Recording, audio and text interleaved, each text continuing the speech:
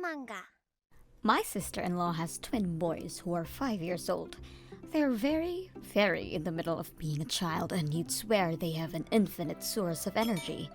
I, on the other hand, am 6 months pregnant, and I cannot play with them at all. One day, I was called up to my husband's parents' house, and while my mother-in-law was doing some chores, I had some tea with my sister-in-law. We ran out of tea, so my sister-in-law moved. "Hey, you just stay there. I'll go get us some more tea." She ran into the kitchen. Her kids were rough, but she was very kind and had always taken great care of me after I came to this house. I couldn't say the same about my mother-in-law. My morning sickness was really bad, so I really couldn't help out around the house, and she would often come around me to say, "You're skipping out on chores again? You don't work and you don't do chores. What the hell are you good for?" She loved to nag.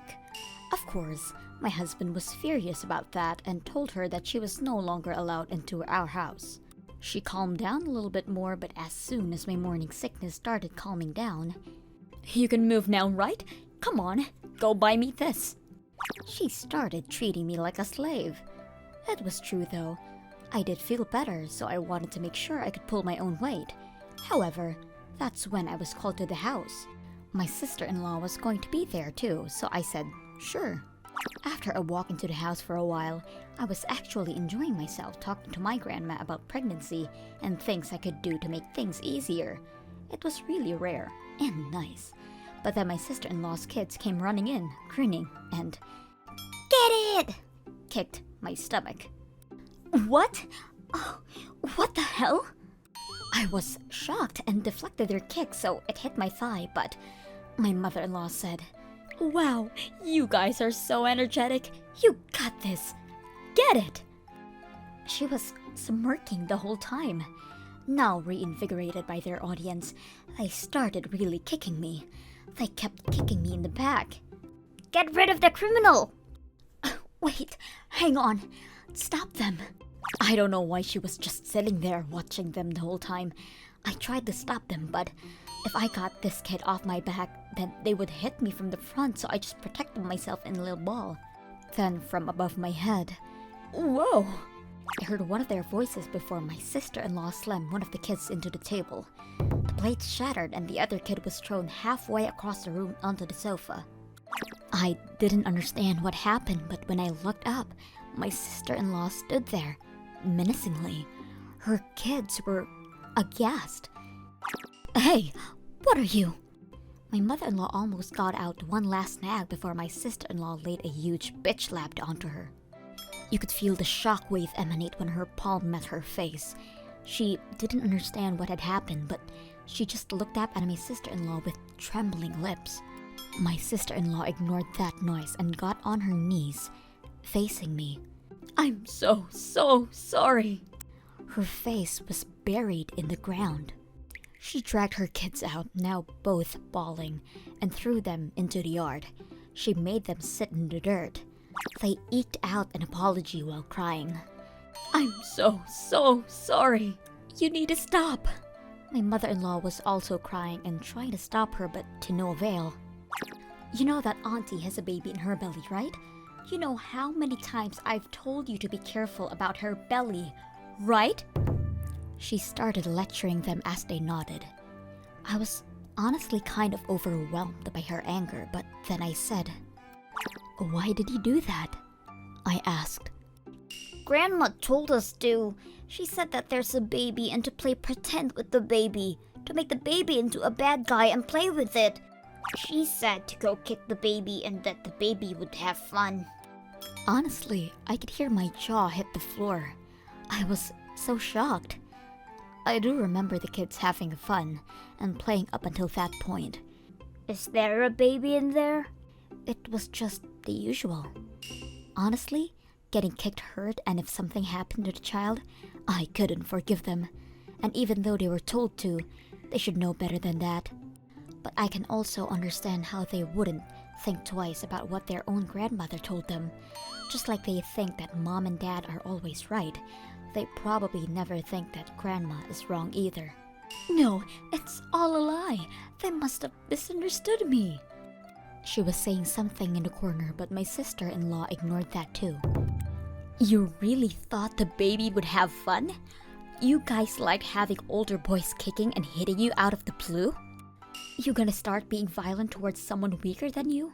A baby, just because someone told you to? That's just human trash. Grandma is trash too. You guys are all trash, so you guys be her kid. You two aren't my kids anymore. They were bawling their eyes out. Mommy, I'm so sorry. I won't do it again. Please, forgive us. You're apologizing to the wrong person.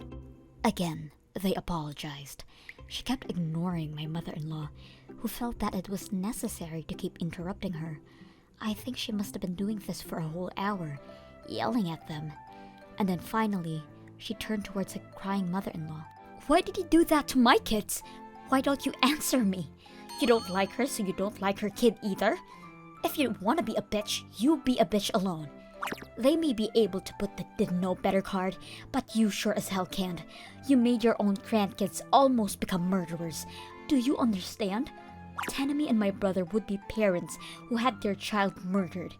You're seriously the lowest, scummiest human I've ever met.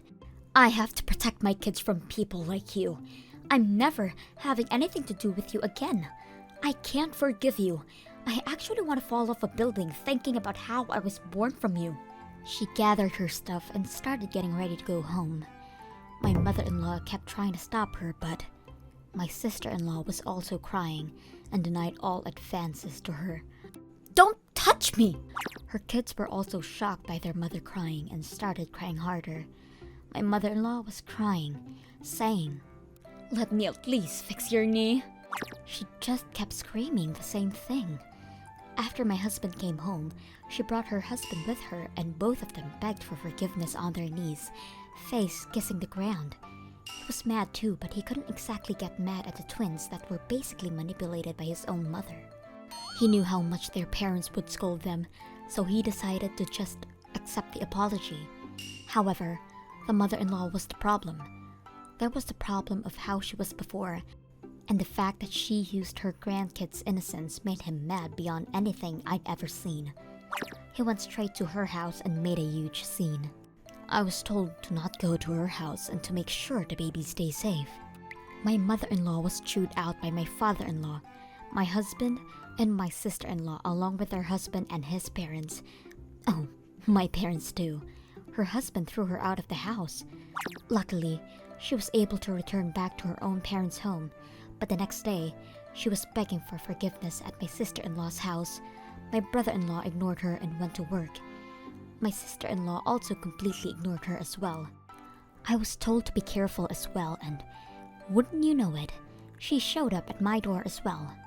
Not saying a word, she was just on her knees. Pretty terrifying. Not a single word, just not there 1 second and there the next.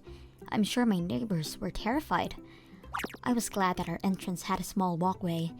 I don't know how long she was there, but she was there for at least 9 hours, I think. It was really gross and it's not good for the baby, so I talked to my husband and we decided to move when we got the chance. After we moved, my mother-in-law didn't know where we went, so she kept going to my sister-in-law's place to ask for forgiveness. However, of course she couldn't let it go that she tried to use her kids for murder. So at first, she threw salt at her to chase her off. She kept sitting in front of their house every day, so they called the police where she explained what was going on. She had a restraining order placed on her to avoid anything weird told by my sister-in-law's kids. News of her begging was spread far and wide across the neighborhood, and eventually, everyone knew the reason behind her begging. She's not even able to walk in the neighborhood anymore, but I think that's not enough punishment if you ask me. Thank you for watching all the way to the end. What did you think of today's episode? Leave a comment and let me know your thoughts on today's story. And if you enjoyed it, don't forget to like and subscribe.